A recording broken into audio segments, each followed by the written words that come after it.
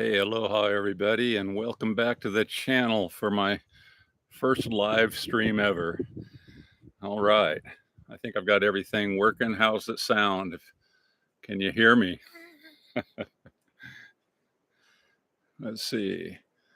Hey, Timothy Cliff out there in California. Can you hear me good?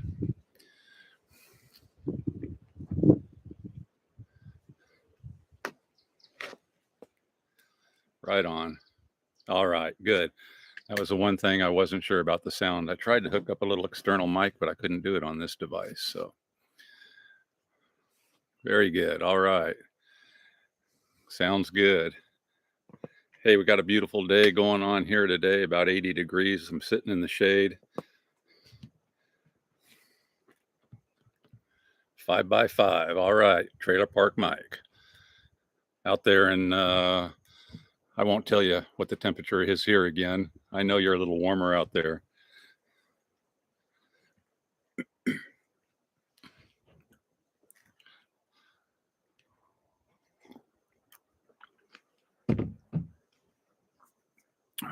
And so we got California, Arizona that I know below 100. Well, that's improvement, isn't it? Yeah, we've got some nice clouds rolling in. We got trade winds blowing. It's really nice. Yeah. Hey, Justin from Kentucky.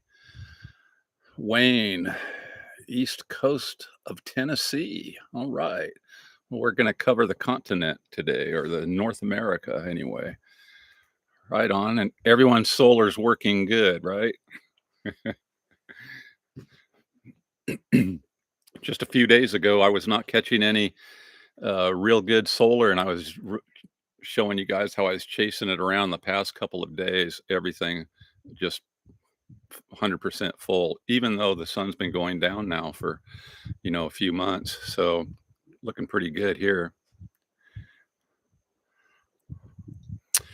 Yeah. So Aldrib, the reason I use all 100-watt solar panels is because those are easy for me to move around, which is my number one thing, because I'm always building these little systems and moving things around. So I use them. They're cheap. They work really well. And then it's availability. In fact, for the past most of this year, they were unavailable again, and they are just now again available. And I've been buying all my panels on Amazon. And the the the availability of them or coming to Hawaii changes quite a bit. So I'm able to get those again. I am picking up some more, but I do it mostly out of convenience of moving them around. They're really light. Hey, aloha, Shannon out there in Florida.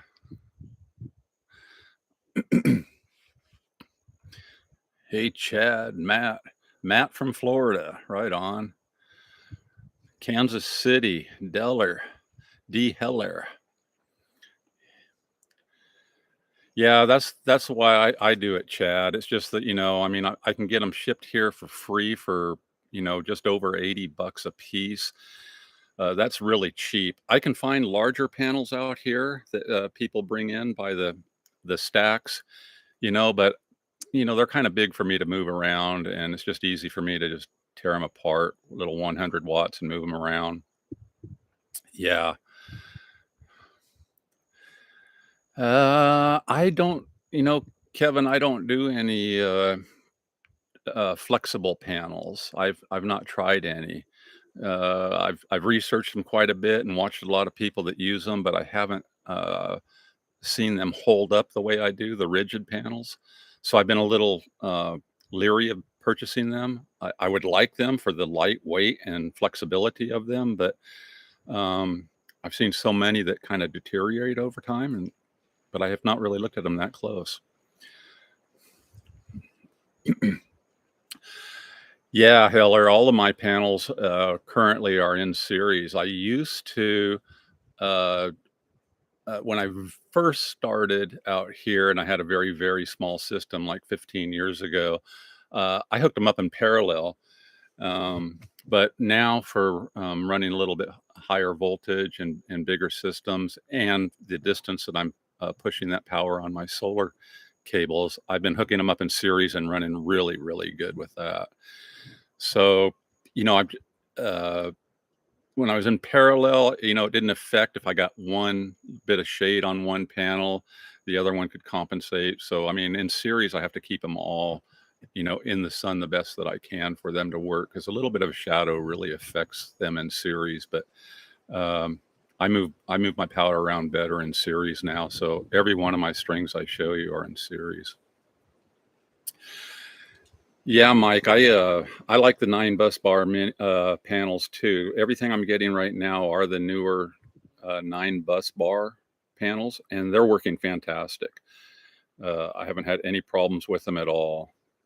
So yeah, and I've got a few more I'm going to hook up, because I am actually going to build another small system, if you can believe that. But I am.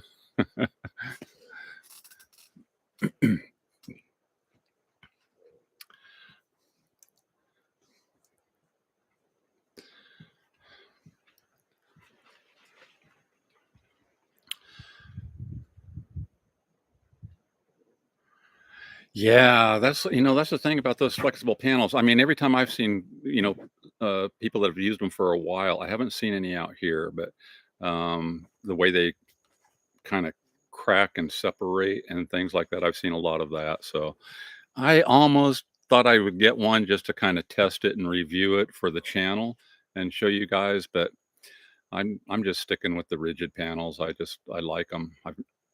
I've only had like, I guess I've had 2 panels in my entire lifetime that failed, and that's it. Other than that, I've never really had a problem with solar panels, and I've been hit by lightning and lost equipment in the house here and in Colorado, and amazingly, I never lost a panel on that. Either of those lightning strikes, my panels stayed fine, but I lost charge controllers and fried a couple of batteries, but, uh, yeah.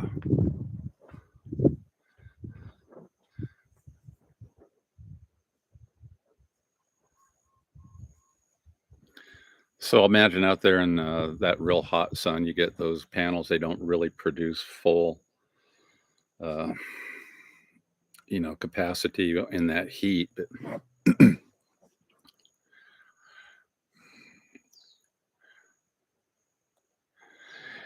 yeah, that's kind of what I was thinking too, Chad. I just, like I said, I've thought about getting those many, many times, but they're a little spendy as well.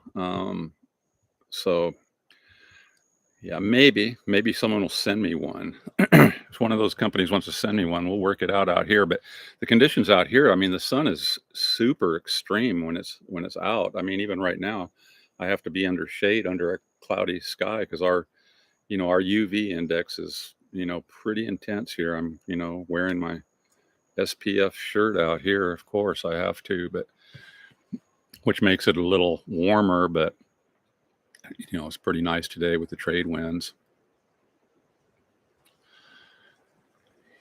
Yeah, yeah, you're welcome on that, Kevin. Yeah, I just don't have any experience on those things.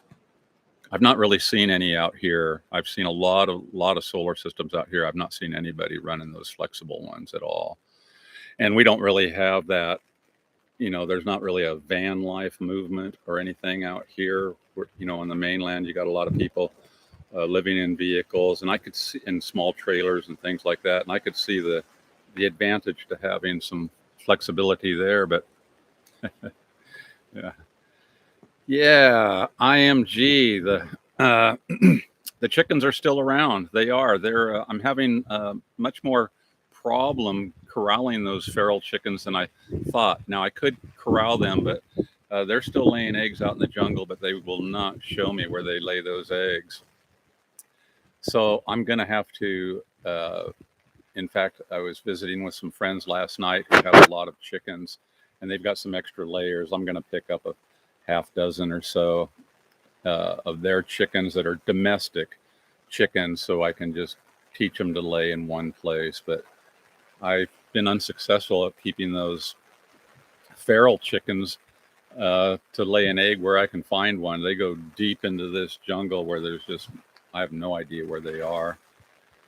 And I try corralling them up a little bit, and they just fly right over those fences whenever they feel like it. So it's on the list to have a little egg factory out here.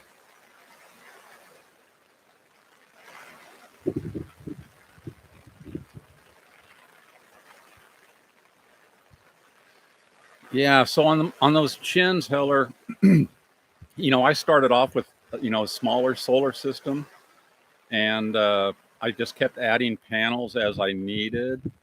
I mean, I have to go back a couple of years. I started with just a couple of 200 or 300 watts, I think, is where I started when I had my first chins battery, and then I just kept adding as I could see my need was, and I eventually got it up to where I have two 500-watt strings, 500 watts each going in through a Victron charge controller, two charge controllers. And so now I'm doing pretty good. I mean, those chins, right now I have that 20 cubic foot refrigerator tied up to the chin system. Last few days, I wake up in the morning, it gets up to 100% full every day. I wake up in the morning, it's down to about 80% full, well on its way to a full charge now. And that's so 1,000 watts for these conditions out here is working well on that 600 amp hour bank. As we come into these darker days of winter, which can take out the sun for literally weeks at a time, I've even been toying with the idea of running another string in there in a different location. Actually, where I'm sitting right here right now is the sweetest spot for my solar catching ability is right here, but I also drive through here and have cars parked up just off to the side. So I may at some point move everything around. Getting just a little bit of a rain right here. Hey, Trailer Park Mike, appreciate that. Thanks, brother. That's very nice of you. Most of these guys here, Mike, have more knowledge in their little finger than I'm ever going to have about this. I'm just kind of showing you guys what I do out here, and it is working quite well. But I've learned pretty much everything I know about what I'm doing out here from you guys. When I got in fact, I started the channel when I got that first chins battery. Yeah. Yeah, thanks for that, Scott, and welcome to the channel. Always good to see you around here. Yeah. The mini systems that I've got running, it works really well for me here. I mean, a lot of it I have done to, I get these companies, they send out a battery, and then I'm like, well, I guess I'll build a little system around that, and I've got a lot of spare parts around here for that.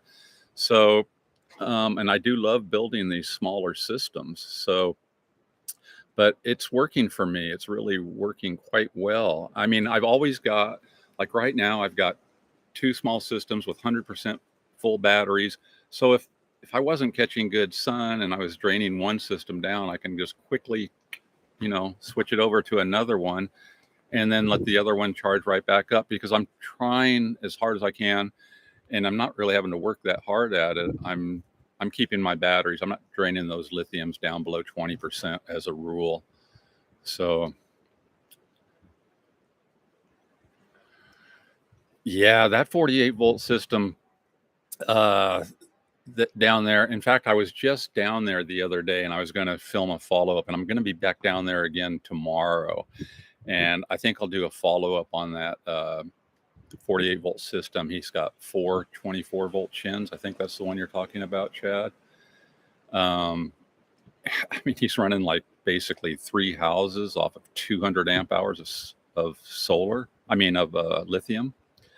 And he told me when I was there the other day that he wakes up in the morning, it's maybe down to 60%, but he has 10,000, I believe 10,000 watts of solar tied into that. So the minute the sun touches it in the morning, bam, he's 100% full again. Yeah. Yeah, and uh, Shannon, there's a lot of different things about like what's the best. I mean, it depends what you want to do. If you're going to start small out there in Florida, I could give you some ideas on, some components to start off with. So Matt, you know the companies just see me on YouTube and see what I'm talking about, and they send these batteries out to do a review on it, uh, and that's just how it goes. I mean, the longer you're around, and if you stay, kind of on topic, which you guys know that uh, I drift around a lot. It's just kind of whatever I'm feeling that day is what I talk about. But um, actually, after I did my chins, I bought my first chins battery and I did a review, and that's how I started this channel. And I didn't know anything about these batteries at all. And then, I started getting the feedback from you guys, and then I purchased another one. And then Chins was the first company, and they sent me out that little 100 amp hour battery, that smart battery that they came out with a couple of years ago. And it was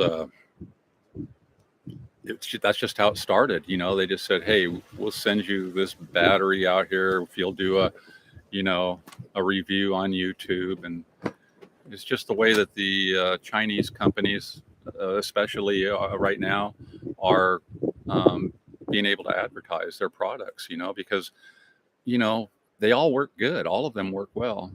Cliff, that is above and beyond, brother. Appreciate that. Thank you so much.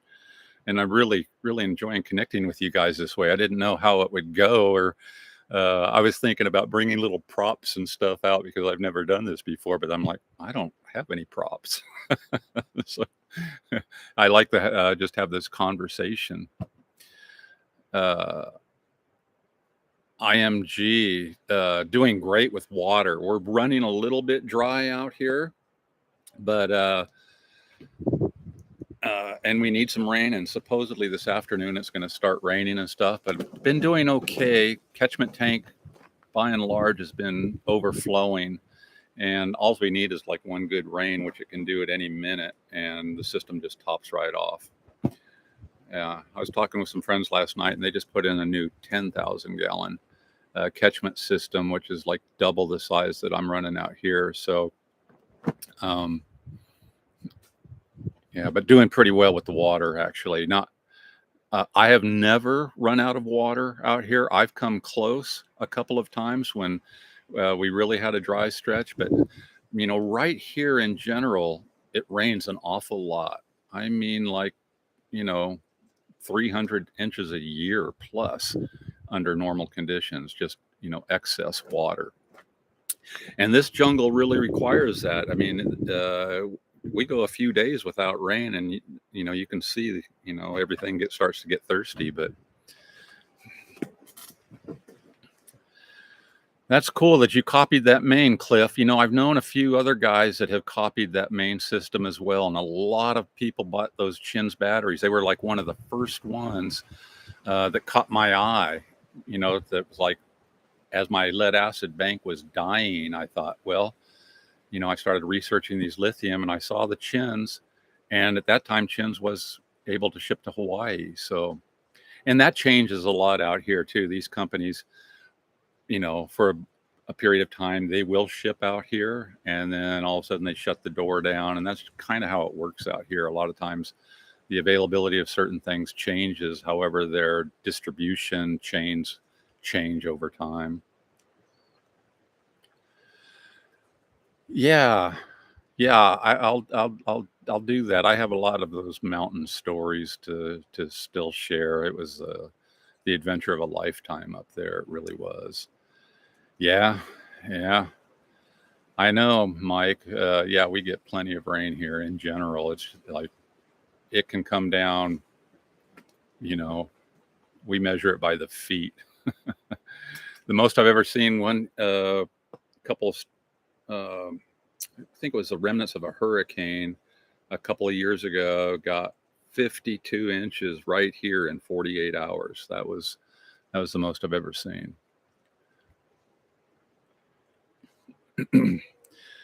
Yeah, I know a couple other people out there in Arizona, and dry, dry, dry. I mean, just, you know, they get a few inches a year, they're lucky.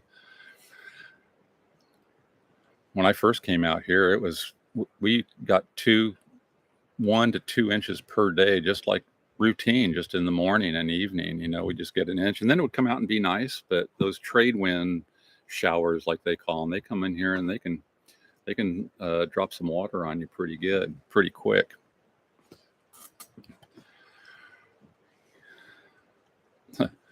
Right on, Matt. Thank you, brother. Appreciate that. That's cool, you guys. Yeah, so you guys also, be letting me know some stuff that especially those of you that are real familiar with the channel. Please do not hesitate to tell me things you would like to see, and I will. I'm gonna take some notes and try to do some things. You guys know I'm not the most technical guy out there on these things, but most of you can walk me through it. We could get some tests that you might want to see accomplished, for sure. Yeah, first live stream. It's good to see all you guys in here and feel like I'm carrying on a real conversation instead of just answering, comments sometimes. It's like, I like this. This is pretty cool.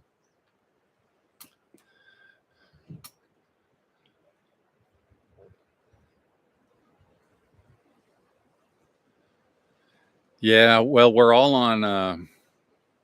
Okay, so Roger, my hot water, I use an on-demand hot water system, a real cheap on-demand hot water system. I put a video on that just a couple of days ago, but just when I got it, it was just $100 unit. I had a better unit before, and it finally gave out. But I've just bought a cheap $100 unit off of Amazon, and that thing's been working perfectly for years. And it just that doesn't require a pilot light to stay on, and it just sips propane. I mean, it just barely uses any propane to get hot water. So that's what I'm doing right now. But I am leaning to get onto solar hot water as I continue to want to eliminate propane.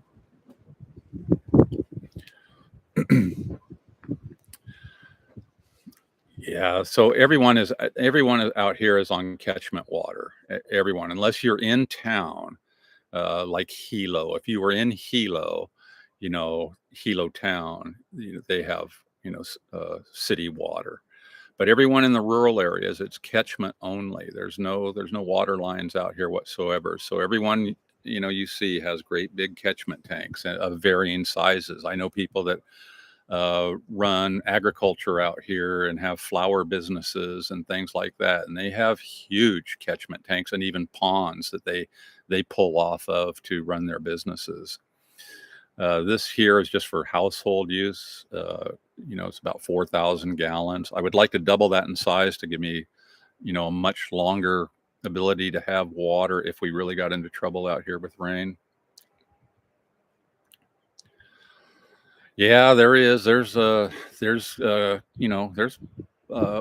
plenty of land available out here. There is. And the more rural you go, as a rule, the price goes down. The closer you are to the water and the closer you are to town, the price goes up pretty quick. But the further you're willing to live off the beaten path, the price, drops quite a bit.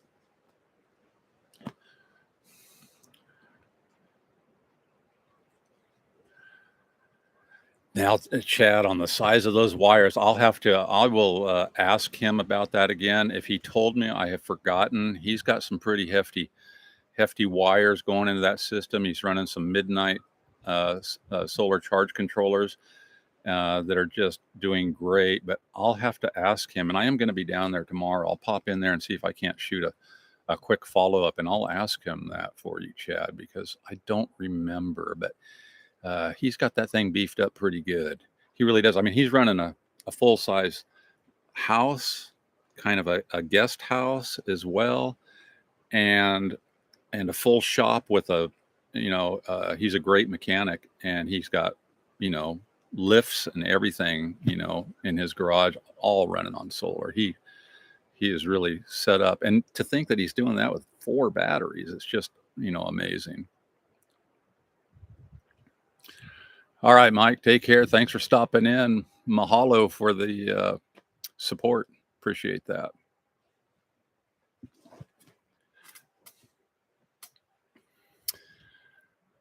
So out here, what they've done for many years out here is, they're trying to get everyone off of the old cesspool for waste, which is how they did for many years out here. Cesspools. They're trying to get everyone to get over onto like an engineered septic system, because they're saying there's just too many cesspools now out here in these areas, and it's a problem all over all the islands. That that's how they started, is with cesspools, and so they want everyone to start gravitating towards more engineered septic systems. I keep thinking about getting my ham license, Hiller, all the time. I've been a radio enthusiast, and I used to just monitor the airwaves as a hobby. I used to have a nice Drake shortwave receiver up in the mountains, and that was my entertainment. That was before I was doing anything satellite up in there, and I just ran I think it was a 75-foot long wire, as I recall, is all it was. And I just listened to everything from around the world, and music and news and whatever. And the hams, of course. I'd listen to the hams for really wanting to know what was going on. And yeah, that's really what I really want to do, that out here. Really do. Yeah. And this should be pretty good area. I know I went down to the ham club. They've got a ham club down in Hilo, or Callao, I think. And I went to meet those guys, and they were real good. They're like, "Oh, we'll help you get, and we'd like to have another, like to have you out here on the airwaves." So yeah, I really want to do that. Is getting that license real difficult? I'm not a great test taker.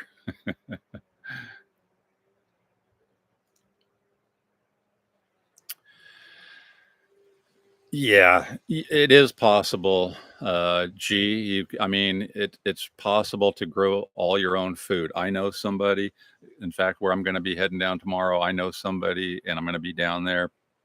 I know several people that they're growing all of their own food.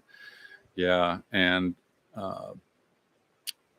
what else did you ask? Yeah, it's definitely a great growing environment. I mean, you can definitely, grow all your own food, and there are working farms all around me. Yeah. The one farmer I know, I mean, he, you know, not only for his own use, but he's, making sure a lot of other people are eating well. So Josh, I researched that rat lung thing out here quite a bit, because that was something I was unfamiliar with. I'd never even heard of it till I came out here. And because we do have,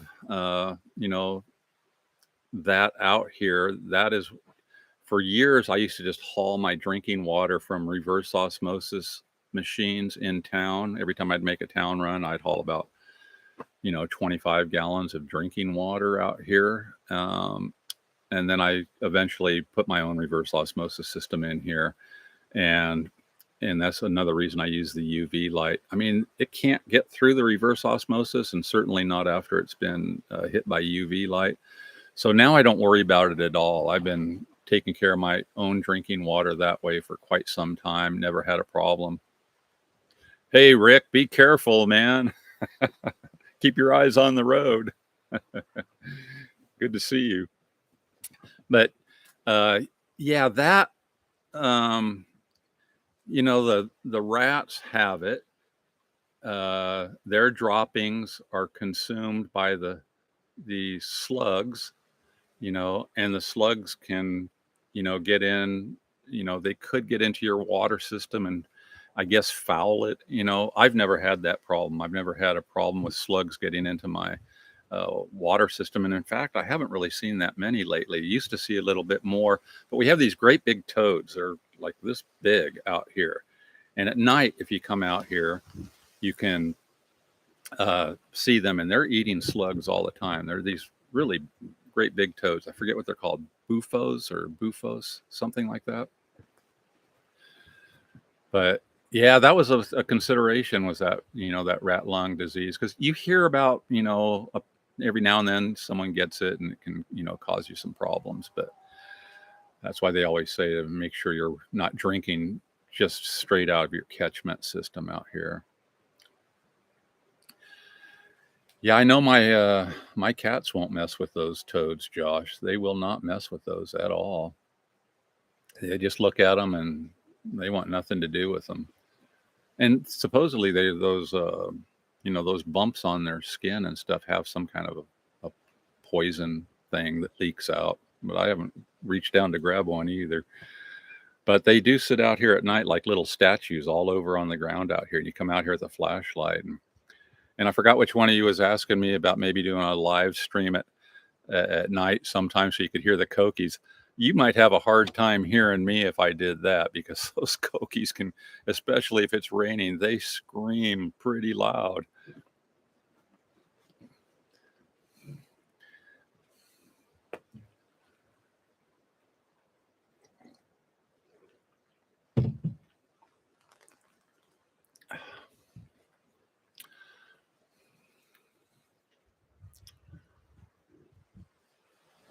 With just a few raindrops hitting my back, so I'm under this cover a little bit right here, but boy, it's nice out right now.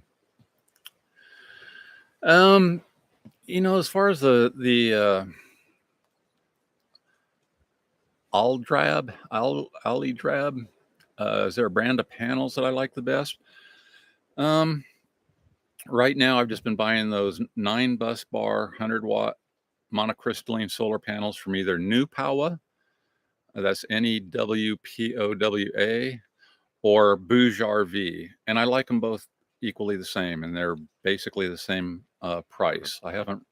That's the brands that I'm running out here, and number one, they're the cheapest, and they're lightweight and easy to move around. So those are the reasons I've gone with those. But I like both of them. I can't say one's better than the other. They both put out, rated,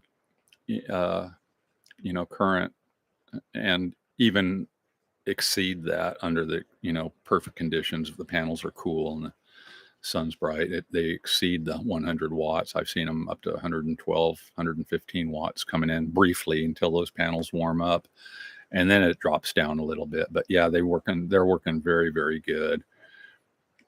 And like I said, in all the panels I've been running around with out here, I've had 2 that have failed me for whatever reason. I don't know. So I like them. I use Amazon a lot for my solar equipment because it's reasonably priced, and it gets here, pretty quick for most things.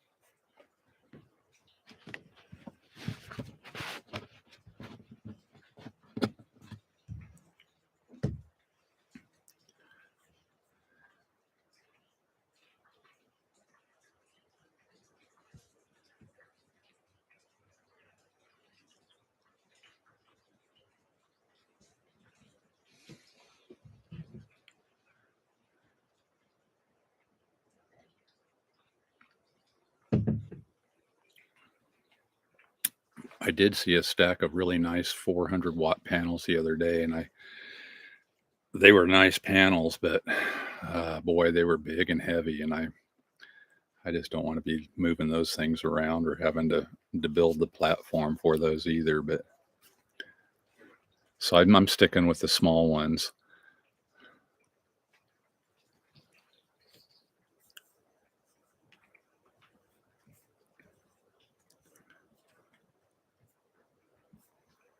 See if I missed anything else. It seems like I missed another question I think I should have answered.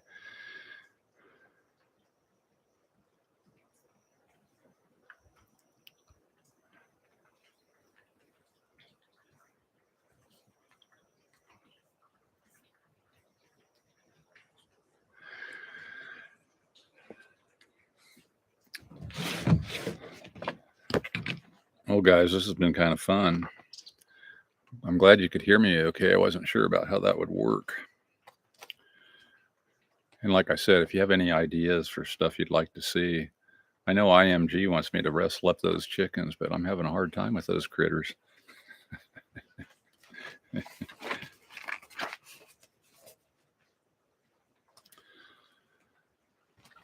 Someone else was asking me about some food storage the other day.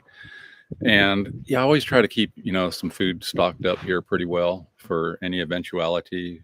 If we get hit with anything real hard winds, hard rain, our roads can be impassable for a little while. So, as a rule, they always say out here in their public service announcements to, make sure you always have 2 weeks of everything that you might need, everything you could think of. I stretch it beyond that quite a bit. I want to. I stretch it out for months worth of stuff to have here on hand because the worst I ever saw was when one of the hurricanes a few years ago knocked down a bunch of trees, and it took a while to cut our way out of here with chainsaws. And I would there would have been nothing you could do till that road was cleared out to get out of here. So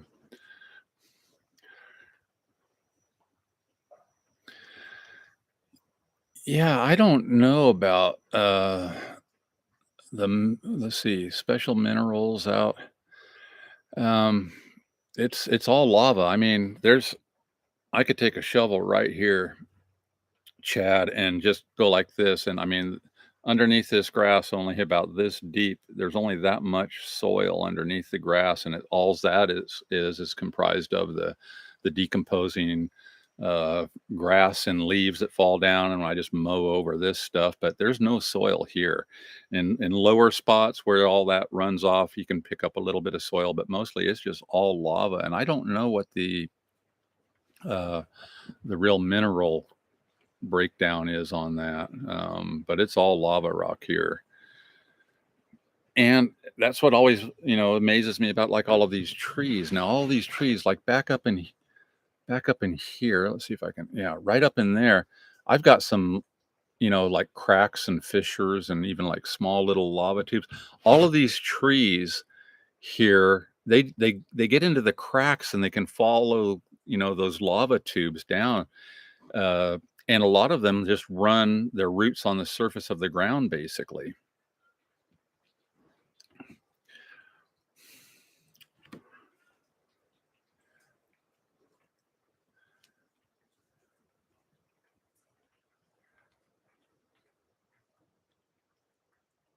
That's cool, Patrick. I've had a lot of people that have, we all kind of got, fired up with the lithium iron phosphate a couple of years ago. And a lot of people I've, had come in and say, they kind of copied that. And uh, I'm glad. And it's working well, I assume, that I can't believe how well these systems work. I mean, they really are uh, kind of plug and play. There's just, especially since I've gone over to the Victron charge controllers. I mean, man, has that made things very, very easy. I mean, I fiddled around with the EP Evers, which worked really, really well, but it took me, a long time to get those dialed in to be working right. And they weren't as user friendly, I'll say, not for an old guy like me, but where the Victron's just so easy. Yeah, Victron for the win, Tom. You got that right. that has made everything so much easier. And they're just keeping my batteries exactly where I like them, and doing good. All right, Matt, take care, buddy. Aloha. Yeah, it's cool to see you guys in here.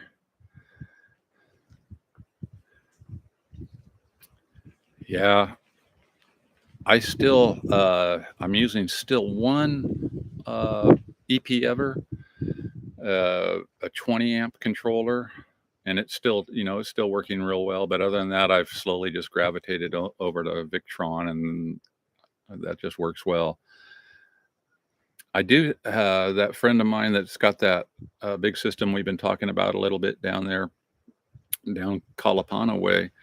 Um, he's got a Midnight Solar charge controller, and that thing's pretty cool too. But uh, it's a little trickier to program. It was a little trickier, and it took him a little while to get that thing set up. But now that he does, that's a beast. Those are fantastic charge controllers, and I actually thought about getting one of those, but I'm real happy that I went with Victron. It's really easy. Just hit the preset lithium iron phosphate, and I'm good. And that's what I've got everything on right now. I'm not tweaking those numbers away off of the preset. I have for experimentation, and some of you guys suggest some stuff, but yeah, the Victron's doing good. Yeah, those Midnight Solar charge controllers. Actually, I know a couple of people down that way that are using them, and those things they're amazing. They really, I mean, yeah, he's got 10,000 watts of solar. I'm gonna have to look closely so I can show you guys how, because I'm still thinking, now, how does he have those 10,000 watts of solar coming in for 4 batteries? But he does. So I'm gonna be a little more specific when I get down there and see if we can't have him explain that a little bit better.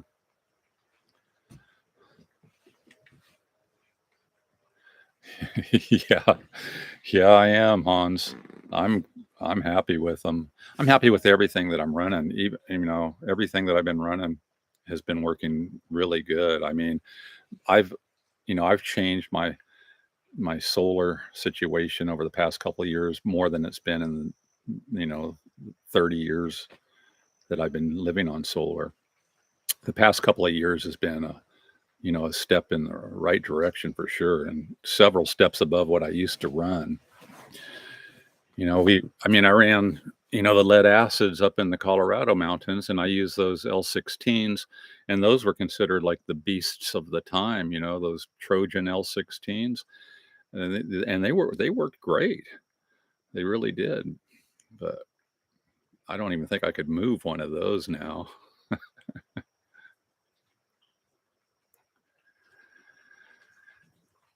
Well, yeah, the difference between a 12 volt and 48 volt system, and how do I know which one I need? See, I came from 12, running and living on 12 volt for so many years. It's still what I'm most comfortable with, only just because I've built so many 12 volt systems. It's just what I know the best. I do have a small 24-volt system out here. Love it. Works great. And I have one 48-volt system, and I really love that thing. And it's an amazing battery. It's kind of that server rack style. It's that Power Queen I've showed you guys. Um, yeah, I mean, you know, the if you were going to build it for a house and everything, I mean, I think you are best to get a 48-volt system. I mean, they do work, you know.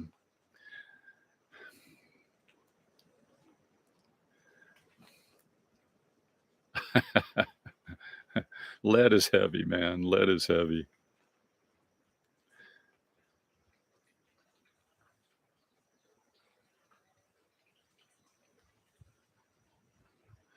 All right, Scott. Thanks for stopping in. Good to see you, buddy.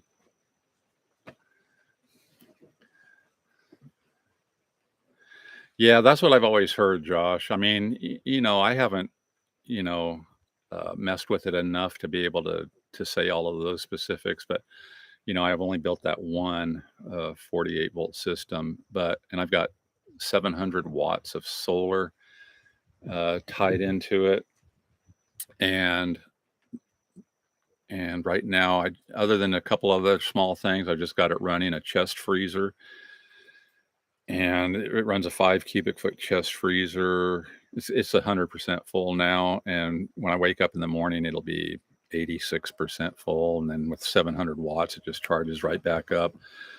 But yeah, I need to learn more. I mean, my friends that I've been talking about down there, they're all running 48-volt systems, and they're always saying, "You gotta get off the 12 volt." But but I'm still making the 12 volt work for what I've got going on by and large.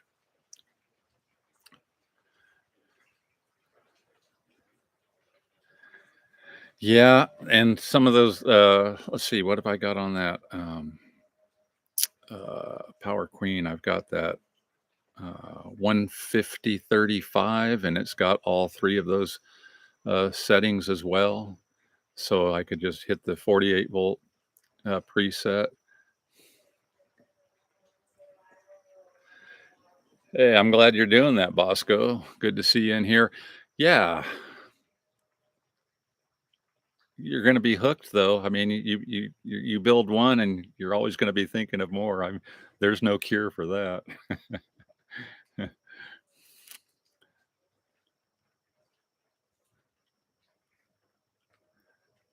And if we look at let's see, Roger's saying if we look at the Victron controller specs, you can put almost double the watts of solar on the same controller by, yeah. So there's that, right? And yeah, I find solar is very addictive too. Uh, what would it cost to set up like 2 or 3 acres of land?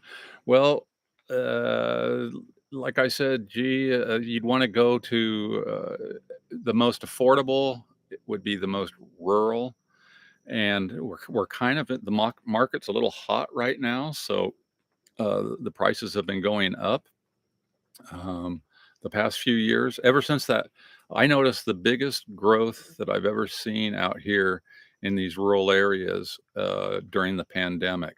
I mean, from after we were, a year into the pandemic, uh, I started seeing a lot of people. I mean, more than I'd ever seen in 10 years previous. It was started to happen. It seems to have slowed down a little bit, but the prices are up there. So, I mean, you can still find, depending where you would wanna be, uh, just ballpark it. I mean, you could pick up 3 acres, uh, out here, again, depending where you were, how high of elevation, how far away from everything, you know, it'd probably be as low as 20 to $30,000, you know, 10,000 an acre. I see places where it's cheaper than that, but, you know, especially, like, if you get out onto the area that's, like, all lava and no lushness around you, I mean, it gets pretty cheap out there, but it's hot.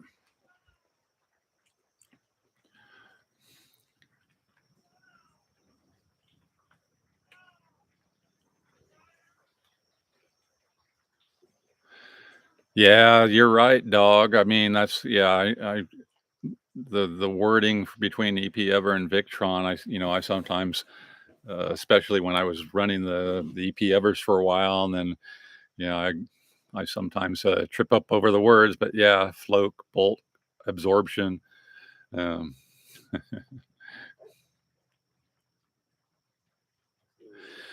And Josh, no, that's where I get by where, a lot of people, I don't need heat here to heat in the wintertime, and I don't need air conditioning in the summer. I'm in at the right area where I can get by without either of those things, that really, uh, lets me get by on these smaller systems. If I was having to run heat or air conditioning, it would be, you know, a lot more that I would need to be tying up to make this place comfortable, but it stays extremely, comfortable right here. I'm really lucky right here. I mean, on the hottest of days, don't need air conditioning, and that now it can get a little uncomfortable if the trade winds stop. IMG. Thank you very much. That's much appreciated. Yeah. Um, so yeah, I mean, I talk to guys on the mainland all the time and air conditioning all summer long and on their solar systems, and that's a big difference. I'm not built to for those things, and I don't have to be right now. I mean, it stays pretty comfortable here, and we only ever do like a real small swing from high to low. I mean, from in a 24-hour period, you know, the most you'll ever see of a swing is about 20 degrees. It's a very, very consistent climate right here. Now you go up higher in elevation, get up closer up to the volcano, it cools off more, and then even higher from that, cools off a lot more. And then as you head down to the coast, it warms up, a lot more. Like people in town have air conditioning for sure.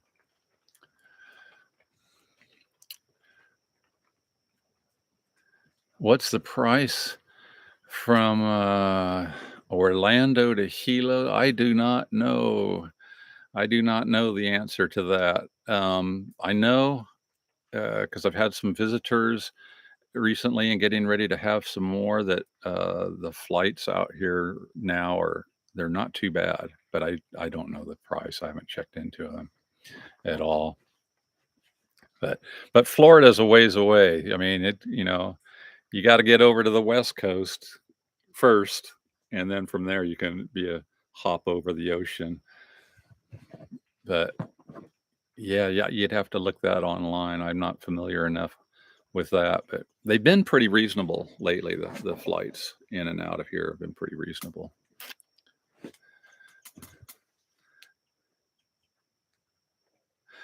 I feel the same way about what I've got going, Chad.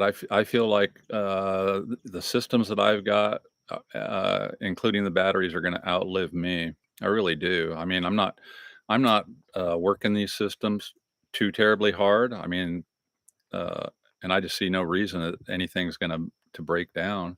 My greatest fear out here, really, it's like I said, I've been hit by lightning, so I have a real fear about lightning. I do not like lightning, but thankfully we don't get that much here.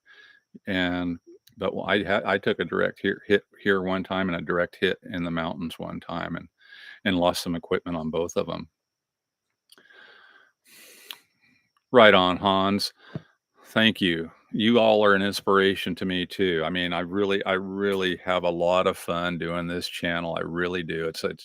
It keeps me thinking about different things. You guys come in here and point me in the right direction and tell me what I'm doing wrong.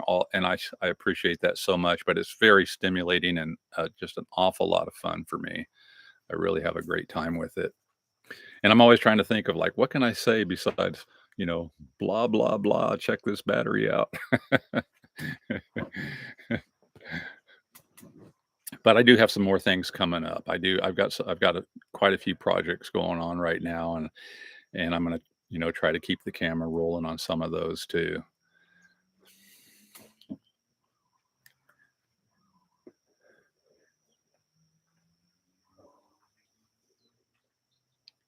Have a great one, Patrick. Thanks for stopping in. Aloha.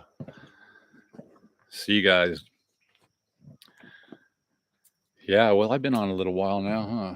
Yeah, oh, about an hour, so that might be about a good place to wrap up. That was pretty good. I really appreciate you guys stopping in. I've enjoyed this conversation with you a lot. We'll do it again for sure. Yeah, I didn't know. First live stream ever for Projects in Paradise 808. Hey, thanks, Chad. Yeah, I like this. This is really cool. Yeah, the affordable land, the temperature in the water for sure, because there are places that are, we have a lot of different climate zones on the big island here. I mean, it's like 8 or 11 different climates that are on Earth or right here on this island. So here on where I'm at, lots and lots and lots of water. There are places that see no rain. on the same island. It's mind blowing, but you go over to the west side of the island and get over there northwest, north of Kona and stuff. It's a desert like I mean, it's a desert over there and it's very dry, very hot. So, yeah, the water is the main thing. I mean, you have to think about water, and then if your temperature. If you're out there, in some of those lava fields in the higher elevation, which that's risky just to begin with, but there are people doing it. There really are. But yeah, you want to make sure you know what you're going to do for water. You need to have the water. Otherwise, you know, I mean, I do know of people that, they're hauling water and that's expensive and that's a lot of wear and tear on. If you're doing it yourself, it's a lot of work. If you're hiring someone to bring it in for you, it's kind of spendy. So yeah, I'm lucky right here. Catch enough rain right here and do just well. But different parts of the island, it's different. And then, like you saw over on Lahaina, before that, that big old fire that took out that whole town. I mean, that was dry, dry, dry over there.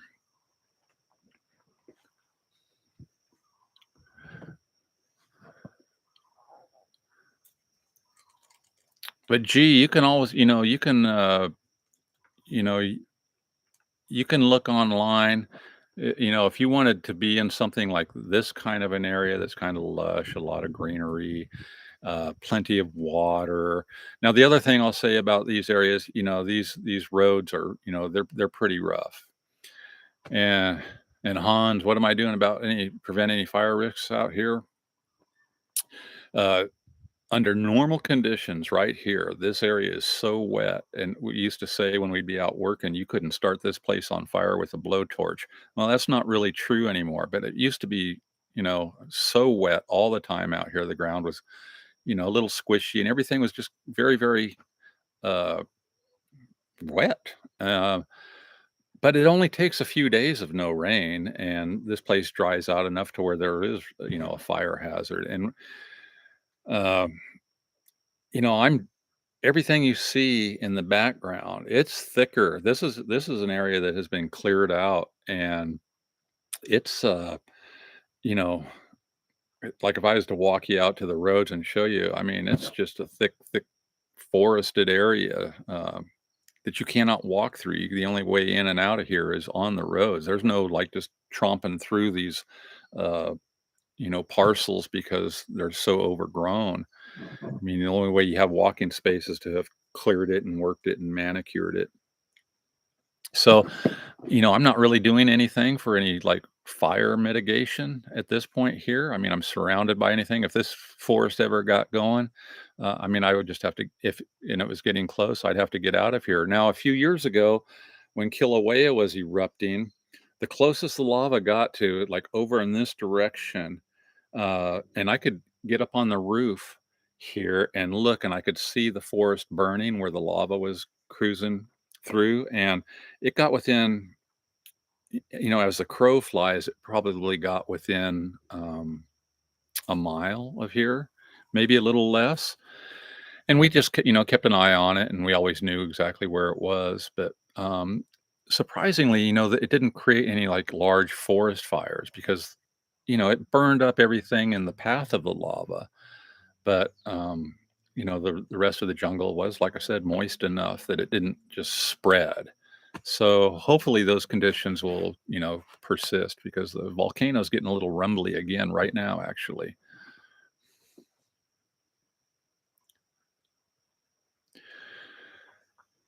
Yeah, Tom. Yeah, the news over there. Yeah, you can't.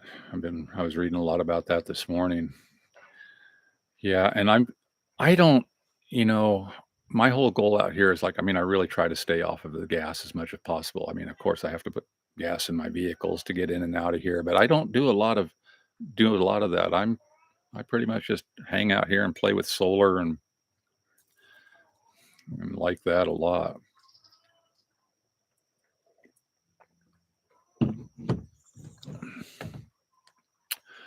Well, I'm going to consider this a real success, you guys. I think I'm going to go ahead and go figure out what I'm going to show you guys in a couple of days. Got a couple new things to show you. Another new battery. Try and get that all accomplished and come back. But yeah, this has been a lot of fun. We'll come back and do it again sometime. So I want to thank you all for tuning in. And frog one, yeah, I can do the frogs.